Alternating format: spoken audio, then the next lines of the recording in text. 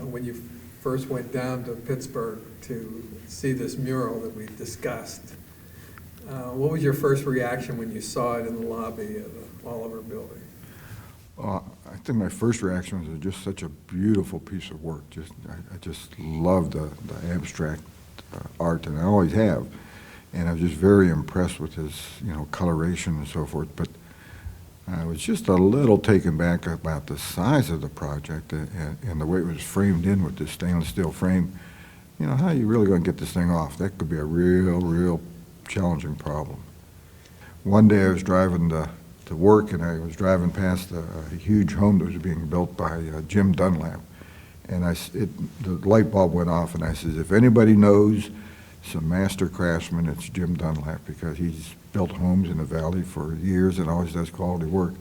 So I pulled in and stopped and talked to him, and he led to a fellow in Warren, who in turn got hold of the Tile Institute that recommended Larry Mobley, and I gave him a call, and after a conversation, he decided to come down and take a quick look at it to see if something was possible. It was big. Most of the historic tile that I deal with, the individual tiles are smaller. So the 11-inch square tiles was going to be a little more of a challenge. It was an operating building, so of course they had hundreds of people coming in through the lobby during the daytime. So right off the bat they said you can't work during the day. It's going to have to be at 7, 8 o'clock at night till 1, 2 in the morning, and you could work Saturday afternoons and Sunday. And I recall the first night we went and worked there, we created a little bit of dust, and they got the next morning they were upset, and we didn't mean to upset them. And then we kind of talked to them and negotiated that they would help build a plastic tent for us. So they did that, and it was our responsibility to take it down every night and help them put it up every evening just to cut down on the amount of dust, so that come in the morning, their place would be spick and span. This was the first tile that we took off, and it was in the lower right-hand corner of the Soulage ceramic. And it has his signature in the lower right-hand corner. And Larry worked probably almost 1 hour just to get this tile off, and he was extra careful because we didn't want to lose the signature. Well, this was the most important piece because of the signature. Right. So I had to be extra careful with this one. But the biggest problem was trying to see what actually was behind the tile. And so until we got the first one off, we really didn't know. And it was after we removed that tile that we were able to kind of figure out exactly what it was that was holding it onto the wall. If you look at the tile, they're about 3/4 of an inch thick, and it looks like a clay similar to the clay pots, clay out of southern France. But behind this tile was glued to a parging, a plaster parging that was probably about an inch thick, that had a wire mesh in it. And then that parging in turn was fastened to a masonry wall that was part of the elevator shaft. And that's where it posed a problem, because we could not damage the tile, but we could not damage the masonry wall because that was the firewall for the elevator shaft. The biggest problem we had, that this tile was installed with no grout joints, which meant that it was jammed together. But because it was so irregular, some places hit and some didn't. So we knew I had to put a joint in between the tile. Well, that meant we were going to end up chipping some of the glaze on the tile, but it was something that could be repaired. When you install tile, the biggest problem is trying to keep it on the wall. And I think when they installed this, they were at the time trying to experiment with different materials. Epoxy was new at the time, and they thought, oh, that's the best thing to use. So it was installed with an epoxy to the cement. This parging that was right here next to this masonry wall, with his vibrating blunt chisel, as he would hit this surface here, he was able to fracture the between the masonry wall and this parging. So it would start to come off, but then we'd have to wiggle it and move it and so forth, and eventually get in there with wire cutters to cut the mesh off. This tile now, as you look at it, you'll see it's a nice smooth surface. So once we got them down, we packed them in crates and so forth, and Larry took them back up to Michigan. I have a large diamond-bladed saw that I can get most of it, the cement off the back. The biggest problem was the epoxy that was on the back. I ended up hand grinding some of the irregular areas to kind of get most of that off. We're in the process now of talking to a person that can restore the tiles. She does a lot of restoration work, so she's anxious to see if she can repair these, and I think she can. So we have currently half a dozen tiles up there for her to give us a try. She's going to show us her work to see what it looks like, and I have a lot of confidence. She's very enthusiastic about it. I think she'll do a good job. The Philadelphia Museum Yes. has installed some smaller Dutch tiles, and they installed them on a aluminum panel, and I'm going to call it a honeycomb panel, where they have a sheet of aluminum and a space and another sheet of aluminum, and then perpendicular to those two sheets they have aluminum that looks like a honeycomb, and it makes a very stiff substrate for tile. With the idea then, if the museum ever wants to take this piece and exhibit it somewhere else, those aluminum panels could be removed, and we could ship it to another museum, so that maybe those panels would be maybe 7 foot by 7 foot. Each tile ended up weighing anywhere from 8 to 10 pounds. Well, with 294 tiles, you're going to have 3,000 pounds of weight.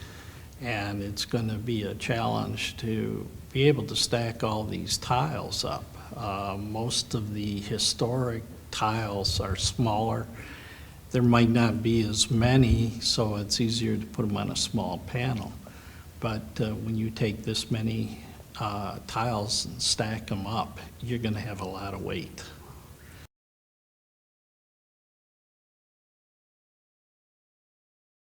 When we first proposed this to you, what were your thoughts in terms of how you would design this to accommodate such a major piece? Well, obviously the size of the piece was dramatic, and it didn't fit in the museum.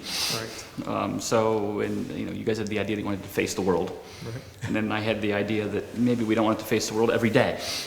Right. So the thought was, if we design the right size building that can still fit in with the structure, that this could be turned and face whichever direction we wanted. So That has to have been a major challenge this piece weighs a lot. yeah, we're at about 8,000 pounds of structure behind us. So, but it's well balanced. So some friends that know that kind of stuff pretty well, were able to help me get it so that we could spin the thing. And as you see, it spins with a finger. Right.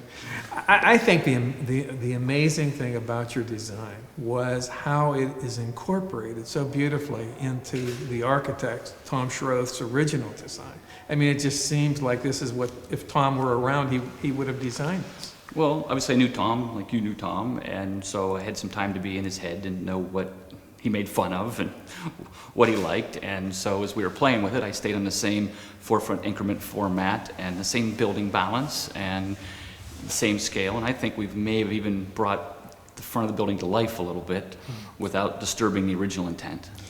In the interior of this space, specifically the floor, is brilliant. Talk about this floor. It's concrete, which is a basic building material. It's durable, and then we've burned it and polished it so that it comes off very natural, very just not in your face, and lets the piece read, but it's a richness that sort of complements, so it's not white on white on white. Have a little depth to handle the piece. Right. In terms of the artwork, I'm sure that this artwork was in your mind as you designed this building. I mean, you wanted a home for this. I mean, any unusual thought process happen as you were? Well, the biggest issue is you can't see it unless you get away from it. Right. And so you can't walk up to the wall and look at the piece. You have to get away and away and away. And it changes. It changes from the depth we're at here, where you can appreciate the individual tiles. It changes from 5 feet away. And then if you go outside and sit on the bench, you get to see the entire thing. So it sort of became a discovery for me of watching this thing change as we get away from the piece. And as far as the illumination of it, the lighting of it, I think it's beautifully done. What were your? Well, from you with the inspiration there, with thinking that we should try playing with some LED, and I had to go educate myself because I hadn't had a lot of experience with LED other than not liking it. And so we got into talking with the reps of the lighting colors, and they got me colors, and we started playing and learning about the color depths. And then, frankly, a lot of samples, fixtures, until I got what we wanted. And we kept sampling at the other Butler, working on what they did with heights of ceilings and walls, and then what they were changing the color of the piece. And then we had Vince bring us tiles, and we looked at individual tiles in the individual colors that were available until we brought out what I thought would have been the colors that were seen when he made this piece. Well, it's a spectacular building. The solution was fabulous. It's really fun, really fun. We couldn't be more grateful. Thank you. Well, Vince, it's happened. We did it. Yes, it is, Lou. It's been, what, 15 months? 15 months. And a year since we've been over to Paris to Yeah. visit Soulages retrospective there at the Pompadour. To help inspire the troops. And it did. It did. You know, Team Soulage came through, you know, and it's been a lot of hard work, and I think we got something that we're going to be proud of for a long, long time. I will never forget. You know, I had kind of lost all hope that we would be able to save this thing. And you drove down to Pittsburgh, and you called me from the lobby of Oliver Building. And you said, Lou, I think we can get this thing off. Yeah. I couldn't believe it. I couldn't believe it. And lo and behold, you were able to get it off. Yeah. And the other conversation I won't forget is when we got the first tile, Pierre's signature, and got it off the wall, and I'm driving home in my truck and delivering that tile, and I'm going to bring it to your office, and I wanted to surprise you, but I couldn't wait. I had to call you and say, Lou, we got the first one. It only took 3 hours, but we got the first tile done. There were a lot of problems, though, that you had getting this off. There was. It was, you know, first of all, it was the time frame they gave us, you know, 2 weeks, and, you know, we had to be done by August 1st, and it's, you know, 1st of July. And the problem on how it was mounted and where it was mounted. Well, frankly, Vince, without your intervention, this would be in a landfill today. I mean, you really did it. You pulled it off for us. Well, I'm proud to have been able to salvage something, you know, like this, because I think you're right. It might have ended up in a landfill and nobody would ever appreciate it. Now we'll have something here, you know, 1,000 years from now, they're going to say, well, here's a piece from the 20th century. It's also important for people to know in the future that there was some restoration that was done to this piece, more than some. There, some natural breakage that had to happen, and you and a team were able to restore these individual tiles to the point where they look like they looked when they left Soulage's studio. Yeah. Unfortunately, and I don't think I realized when I first looked at it, there was some damage done in the original process of putting it back up. And over the years, of course, they had a guard with his stand there, and he'd lean back on his chair against the tiles and so forth, and would chip them now and then. But we took almost a year and looked at each tile individually and restored it where we had little chips. We used a high gloss ceramic paint called Pivo, which really worked well. It just suited perfectly for this particular application. And I had an assistant, Kara Treleski, who worked tirelessly on the project with me. And little by little, we started on the simpler projects and got into the more complicated tile that were broken in half and so forth. But it came out perfect. I'm very happy with the results. Well, I think it's a major contribution to the Butler, a major contribution to this community, and I think a major contribution to the country. This is a major, major work of art, and we have it, we saved it, and I'm glad. I'm happy. I'm very happy. How many times in your life do you get a chance to be able to be part of something like this and accomplish something like that? I agree. Can't thank you enough. It just gives you a good feeling.